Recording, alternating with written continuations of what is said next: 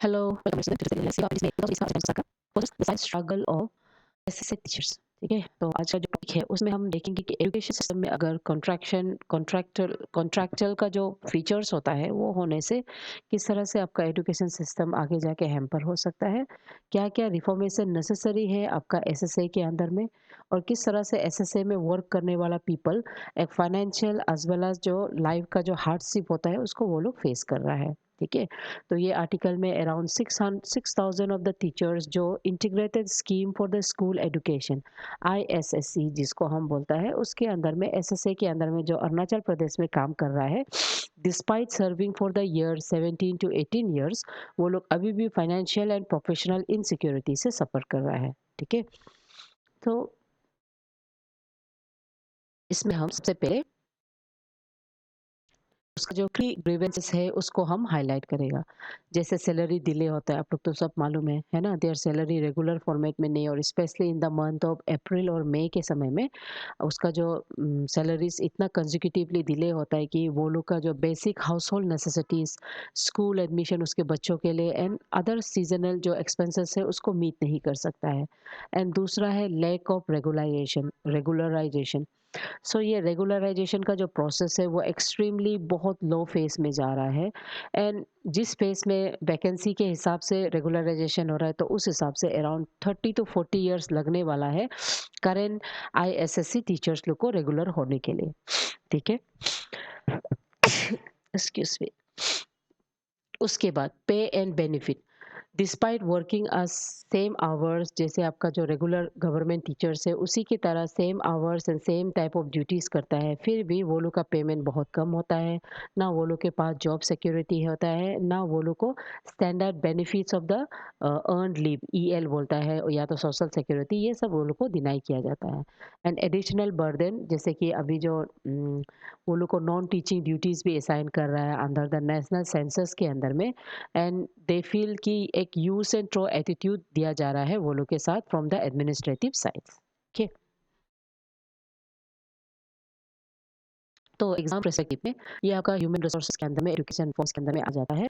तो इसमें एडॉक या तो आपका कंट्रेक्चुअल फॉर्म ऑफ टीचर्स जो होता है वो किस तरह से इंस्टीट्यूट का stability and long term motivation of the educator उसको वो कैसे रिड्यूस कर सकता है। सो इट्स टाइम कि इसमें रिफॉर्मेशन लेके आए। एंड दूसरा, डिलेड फंड डिसबर्समेंट, ये एक सेंटर और स्टेट के बीच में ये इंस्टीट्यूशनल बोटलनेक का जो फंड ट्रांसफर होता है, इससे भी आपका ग्रास रूट लेवल का पेमेंट को हैम्पर कर सकता है।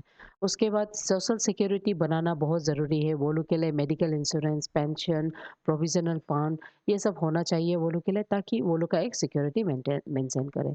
दूसरा, रेगुलराइजेशन का जो बोटलनेक पॉलिसीज हो रहा है, इसकी वजह से एक परमानेंट क्राइसिस क्रिएट हो सकता है। So it's necessary to make some changes in this formats. Okay, and दूसरा, our directive principle of the state policy under article 19D of Indian constitution, it speaks of equal pay for equal work. लेकिन ये basically आपका जो contractor format में इसको violet किया जाता है। सो ये एक बहुत ही बड़ा कंसर्न होता है। ठीक है, तो एग्जाम फॉर्मेट में सिर्फ कट का पेमेंट सही पे नहीं होता है, तो इसमें विशियस साइकिल ऑफ डेट्स जो होता है अनपेड सैलरीज की वजह से ये निकल सकता है, जिसकी वजह से आपका जितना भी हाउस होल्ड होता है, इंडिविजुअल होता है, उसका इकोनॉमिक प्लानिंग में डिस्रप्शन देखने को मिल सकता है। ओके, तो let's understand from exam perspective कि एसएसए क्या है। एसएसए मतलब सर्व शिक्षा अभियान, इसको सबसे पहले 2001 में इसको डाला गया है, और ये तब का government under the leadership of the prime minister Atal Bihari Vajpayee ji के अंदर में डाला गया है। इसका बेसिक ऑब्जेक्टिव ये था कि यूनिवर्सलाइजेशन ऑफ एलिमेंट्री एजुकेशन, और आपका जो फंडामेंटल राइट है एजुकेशन का, जिसमें 6 से 14 इयर्स एजुकेशन देना है under article 21 of Indian constitution, उसके अंदर में ये पॉलिसी को डाला गया था ताकि एजुकेशन प्रोवाइड कर सके। ओके, समग्र शिक्षा अभियान, ये एक न्यू इंटीग्रेटेड एसएसए का सिस्टम है जो 2018 में डाला गया है। यहाँ पे 3 मेजर स्कीम्स को अपग्रेड किया है। सर्व शिक्षा अभियान पार्लियामेंट एलिमेंट्री स्कूल है, राष्ट्रीय माध्यमिक शिक्षा अभियान जिसको हम रामसा बोलता है, वो सेकेंडरी एजुकेशन के लिए, एंड टीचर एजुकेशन के लिए टीई। ओके, सो इसका जो बेसिक कंसेप्ट 2018 में डालना ये है कि वो नेशनल एजुकेशन पॉलिसी के साथ इसको अलाइन करना। Done. Next, tiger roaming in red forest visit alert. So tiger का फुटप्रिंट्स, रॉयल बंगाल टाइगर्स का जो फुटप्रिंट्स है उस कैमरा में कैप्चर किया है, एंड ये बेसिकली आपका wild life officers of dying in wild sanctuary उन्होंने कहा गया है। ठीक है, तो मल्टीपल पकमर मतलब टाइगर का जो मार्क है, ये आपका ओरिएंटल एंड कोबचारी पोर्शंस ऑफ द पोवा reserve forest, Panaji forest division के अंदर में आता है, उसमें पाया गया है। ओके, तो इसीलिए आपका जो पीपल है बोथ इन अरुणाचल बाउंड्री जो है वहाँ पे सब पीपल को अलर्ट किया गया है ऑफ सीइंग ऑफ टाइगर। ठीक है ना? तो इसमें सबसे बड़ा कंसर्न जो एग्ज़ाम फॉर्मेट में आता है वो है ह्यूमन वाइल्ड लाइफ कॉन्फ्लिक्ट को लेके, क्योंकि ये जो लाइवस्टॉक जो ज़रूरी होता है उसको डोमेस्टिक जैसे काऊ, हर्न ऑफ द काऊ जैसे एनिमल उसको करने के लिए all the way right forest भी करता है और इसमें आपका जो ह्यूमन और वाइल्ड लाइफ कॉन्फ्लिक्ट देखने को मिल रहा है। तो इसकी लोकल कम्युनिटीज़ जो एरियाज़ ऑफ द ऑफिस में रहता है, वो लोग economic as well as life threatening situation face करता है, ठीक है? और साथ-साथ इक्वेटोरियल मैनेजमेंट का होना बहुत ज़रूरी है, ताकि वो एक इंटरस्टेट बीच में जो ब्रीडिंग सीज़न में स्पेशली आपका मेल टाइगर्स को रिवर को क्रॉस करके आता है, उसका प्रॉपर मैनेजमेंट होना है by the forest department. Monitoring tools के अंदर में आपका फोटो पर्सनल ट्रैकिंग ये सब टाइगर कंजर्वेशन अथॉरिटी के अंदर में एप्लाई किया है। सच मॉनिटरिंग टूल्स को प्रॉपर्ली गाइडेंस के अंदर में देखना चाहिए। ओके, सो एग्जाम पर्सपेक्टिव के लिए डाइंग एयरिंग मेमोरी वाइल्ड लाइफ सेंचुरी के बारे में हमको क्या-क्या पढ़ना है, सबसे पहले हुआ है, ठीक है? सो ये 1976 में इसको लाली वर्ल्ड वाइल्ड लाइफ सेंचुरी बोल के स्टार्ट किया गया था। उसके बाद 1986 में इसका रीनेम है अंडर डाइंग, ठीक है? उसका कंस्ट्रक्शन को लेके किया गया। ये अराउंड 180 किलोमीटर स्क्वायर है एंड दिस लैंड यानी कि ये जो अरब सेक्रेटरी है it's very much famous for its vision, यानी कि माइग्रेटरी जो बस होता है उसके लिए बहुत बड़ा है। और उसके बाद यहाँ पे आपका माइग्रेटरी स्टेट होने से बंगाल फ्लोरिकन एंड वाइडिंग वुड है फेमस, ठीक है? तो आपको शेयर करना है एग्जाम में। दूसरा Pova forest reserve. Pova forest reserve ये आपका Zonai sub division Dhemaji district के अंदर में आता है। इस सियांग, दिबांग एंड लोहित रिवर का कॉन्फ्लुएंस से इसको बनाया जाता है एंड इसको 1925 ब्रिटिश एडमिनिस्ट्रेशन के समय में इसको डिक्लेयर करा एज फॉरेस्ट रिजर्व। आगे जाके गवर्नमेंट जुलाई 2014 में इसको ग्रेड टू असम वाइल्ड लाइफ सेंचुरी पोवा वाइल्ड लाइफ सेंचुरी बोल के रेट किया है, ठीक है? तो ओरिजिनली इसका कवरिंग कितना था? 11,532 हेक्टेयर्स था। एज़ ऑफ नाउ वाइल्ड लाइफ सेंचुरी के अंदर में 257 स्क्वायर किलोमीटर आ जाता है, ठीक है?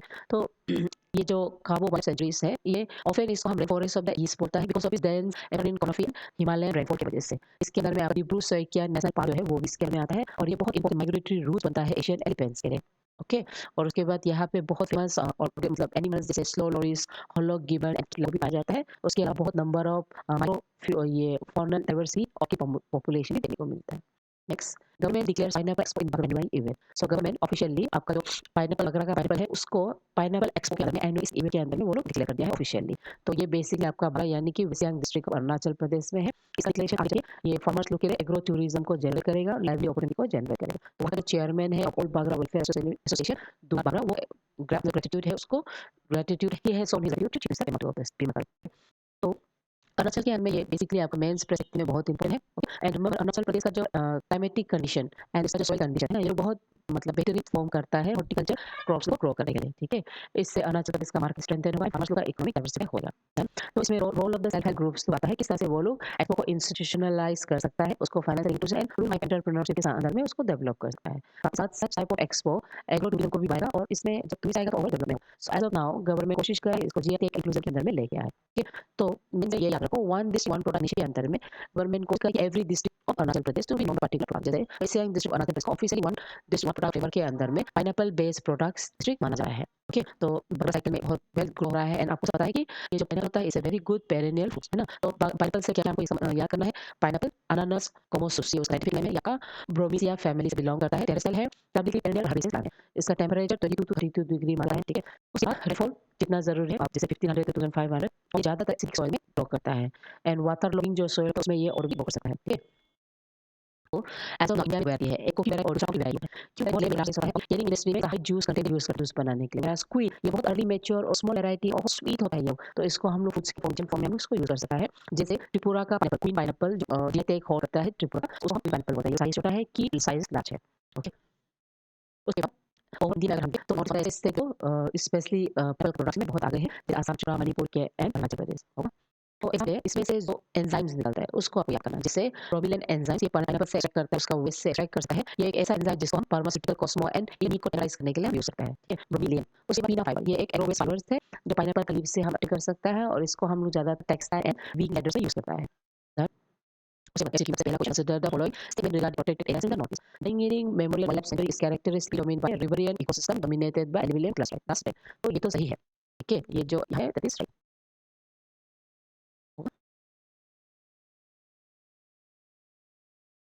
ओके, सो इसमें ये भी सही है। ओके, उसके बाद Confluence of Siang, Dibang and Lohit ये तो सही है, ठीक है? तो ऑप्शन क्या होगा? 1 एंट्री डन। वन एंट्री यहाँ पे 1 एंट्री यहाँ लिख के रखा है। सेकंड जो है Samagra Shiksha Abhiyan scheme for school education was formed school education okay school education was formed by सब